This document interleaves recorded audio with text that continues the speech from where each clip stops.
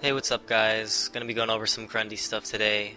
Um, First off, let's talk about Grundy as a character and his archetype and all that stuff. Um, Grundy's a grappler, so pretty much, as you can tell, he's gonna rely on landing his tray grab and his walking corpse as often as possible, and making the best use of these tools is it's gonna be key to Grundy played at a higher level, I feel. So getting the most out of these is very important. Now, Grundy's highly offensive, meaning that he always wants to be in your face. He always wants to pressure you. He always wants to just, rush you down. But there's a lot of characters that don't allow him to do that, and they have very strong zoning. So some of those characters shut him down, like Cyborg, Superman, Black Adam. Those characters are pretty hard for Grundy to beat. Green Lantern. Their zoning's good, and up close are no joke either. So Grundy does have trouble in some matchups against top tier characters, but he does have options. Can always use your defense, trade against zoners. You do give up damage, but if you ever get a person to the corner, like if you can keep him there, then you can potentially take a game, or at least get a very good lead off of that. So he does have stuff, he's not completely helpless, and I feel he's pretty solid. So what I'm gonna do in this video is I'm gonna start off a little bit basic with Grundy, and then we're gonna work up to some tech that I think is pretty solid. So let's get into it. Alright, so the first thing we're going to talk about is Grundy's back one reset into trait grab. Now, the thing about this is back one causes a lot of hit stun. So this grab right here, what I'm showing you, is, to my knowledge, entirely inescapable. There's nothing you can do about that whatsoever. You just have to eat it. You can't backdash, you can't jump back, you can't jump forward, you can't forward dash, you pretty much just have no options. You can't poke out. It's like it's just a situation where Grundy's resetting his damage pretty much for free. So why this is useful is, well, I'll show you right now. Pretend the Doomsday player jumps at me. Alright, anti-aired, blah blah blah. 20%. 31. At least 50% if you use your health trait off of every single anti-air. Now, if Grundy isn't leading the pack in damage as far as, anti-airs go, especially with 1 bar, then I really don't know who else is. If somebody can open my eyes to that character, maybe I'd want to play them too, but I think Grundy has very good anti-air game because of this, pretty much. Now, I don't know if you can call this a vortex, but back one is great for resets in general. So what that means is, off of every single time you land a back one, you can get a high-low, you can get a high-high, you can get a low-high, which would be, and then you can get a low-low, which would be. Now, you can't jump these except the first high-low mix-up I showed you, which would be you can block that and jump out. You have to know he's doing it, and it's a big risk to both players actually to do that. But it is an option, and they do have to block correctly the first hit and then jump out, knowing what you're gonna do. Because you can always just go high and catch them jumping, and then meter burn that, and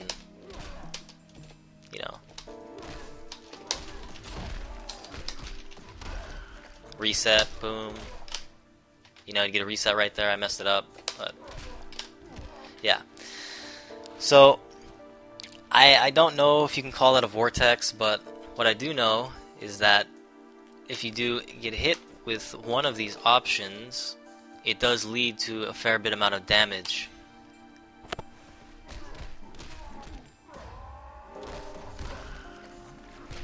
Boom. 40, 28 into the guaranteed reset. Nearly 100%. Now, pretty obviously, that takes a lot of meter. But let's say that, you know, it's nearing the end of a match. You force your opponent to clash because you land one of these or whatever, and they clash. And now you're full screen away, and you have all that meter because you didn't use it, you know, to blow up their clash. You let them get their health back. Now the next time you get in, if you go for one of these mix-ups, and you end up getting it, that is a way larger payoff than, you know, getting the guaranteed clash, you know, like, for me, at this point in the game, it may be worth it, but honestly, it is risk-reward, but that's what this character is all about. That's pretty much what he's all about. He has options for nearly everything, but a lot of the time it's unsafe, and sometimes it's unsafe for both players, so both players have to guess. Now when you meet a Burn the Walking Corpse, you get a setup, and by setup, I mean, like, just look at that. Like, the Oki is ridiculous. The knockdown is just so long. So the setup I've been using for a while is the Walking Corpse loop, where if you time it completely perfectly, there's like only one option the opponent has here, and that's to wake up attack. And there's two ways to blow that up. Is you can do a late Walking Corpse, or you can just, you know, cancel your Walking Corpse right in front of their face, block the wake up attack, and, you know, and you're good. But they have more options if you do that. They can backdash, blah blah blah, whatever. You gotta react. You know, it's all just pretty much mind games. And I was trying to find something a little bit more solid. You know, something where I wanted my opponent to block, and that's where I found the corpse hopping comes in. And I'll show you what a corpse hop is right now. I believe it's right here. Hopefully, yeah. Okay. You see, I stance switch, blah blah. I land on the other side, and he's pretty much forced to block everything I do, right there. You know. Now, let's see.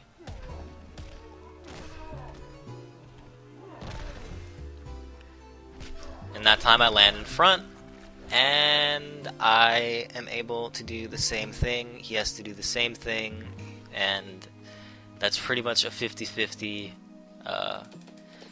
Although you can scout it if you know what to look for, but that's why I do this whole I do the stance switch, because it kind of makes it a little bit more difficult to tell which side I'm going to be on. Now, to determine what side you want to be on, all you have to do is, if you want to cross up, you just dash through, wait, do it, and then you wait, stance switch, and then jump, come down, and you'll land on the other side pretty much 95% of the time. Now, if you do this, you take 1 pixel back, you will actually land in front, as you just saw right there. I'll do it again. So literally, you take 1 pixel step, the littlest little step, but you gotta make sure that you move a little bit, and then you'll be able to land in front. So that's pretty much a 50-50 right there. Like, it's visually, it's hard to see, and that's why I do what I do. That's why I stance switch like that, because it kind of masks the slight step back, so it makes it a little bit more ambiguous as to where I'm gonna land up. Because I would try this, and I would you know, try and do it without the stance switch or moving back or anything, and I would cross up, and then sometimes I wouldn't, and it didn't make any sense. So I had to find some way to set it up consistently. So I went like this, and then I moved back a little bit, but, you know, that's a little bit easy to see, you know, like, you can kind of see Grundy move a little bit, you know, like, you can see that, like, but when I stance switch, it becomes a little bit harder to see. Though if you do know what to look for, you can kind of, you can block this. But I just like it because it forces you to block, and if I can show this right now, It's Upward Venom. Why not? Wave attack on.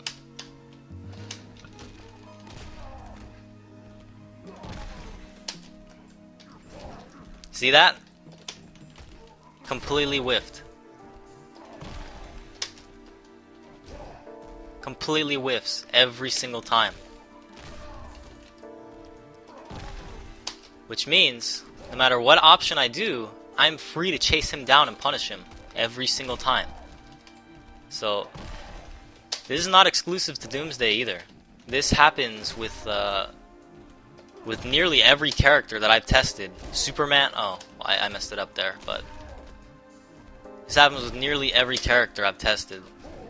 Like, it's pretty ridiculous because no matter which side you choose, their wave attack, it's gonna whiff if you do this correctly. So, it's just ridiculous. I've beaten Lantern's Might, I've beaten Superman's Up thing, I've beaten pretty much all of Doomsday's wave attack, save the charge, which would probably get him out. So, like I said, you gotta choose which matchup, choose your matchups where you do this. But like, it's just so good. Like, you can just choose which side you want to be on. They have to block it. You can go into a high-low mix-up afterward, and it's just off a walking corpse, which you want to land. So I just feel this is really, really good. I don't know if it's, really good at this point. I haven't actually tested this against real opponents, so if you want to, I fully encourage you to try this stuff. I would really appreciate it. So, pretty much, all in all, you corpse hop, you stance change to determine the side you want. You take one small step back, stance change, or you just raw stance change to kind of determine which side you want to be on. And yeah, it's just really good. You can just beat many wake up attacks, and it, pretty much, even if they, let's say, even if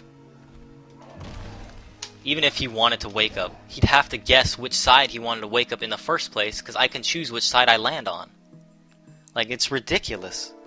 It just completely negates a lot of characters' wake-ups, I feel. Like, I don't know if it beats every character's wake-up, but they have to know what's going on. They have to know what beats it in the first place. So they can't just have their go-to wake-up. So I feel like this is good. But please test this, please. Now, let's put it all together.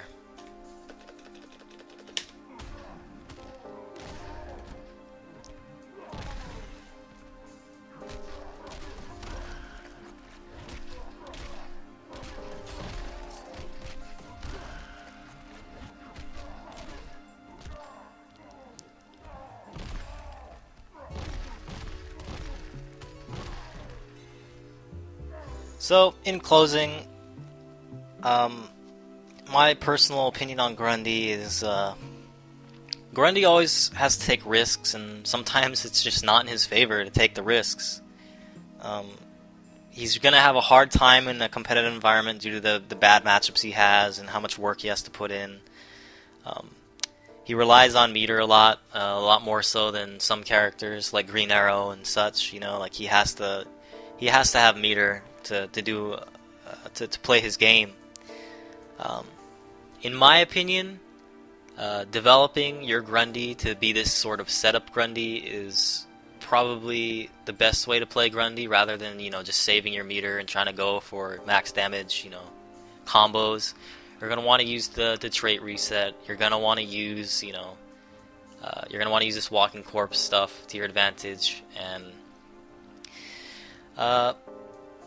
honestly, if you can just set up the opponent in these situations where they have to guess and where they have to block and all that stuff, then I feel that's way better than than anything, because you can just end the round off of one hit rather than getting in and not doing much at all. Like, obviously you're gonna have to get more than one hit to win the match, but it can come down to that, is the thing. Especially if they've already used their clash and whatnot. Now, he's probably going to be mid-tier for the rest of this game's life, and I wouldn't be surprised, if he just stays where he is, or even gets a little bit worse because other characters get better.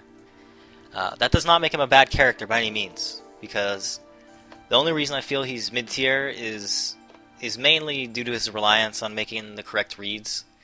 But he also forces his opponent to make reads, which is pretty fine in my opinion. You know, like I feel it's pretty fair. Both players have to take risks in this matchup. Some characters more than others, but definitely his reliance on reads is what drags him down. I feel he can't be brain dead, which is which is very good in this game, honestly. Shoutouts to Superman.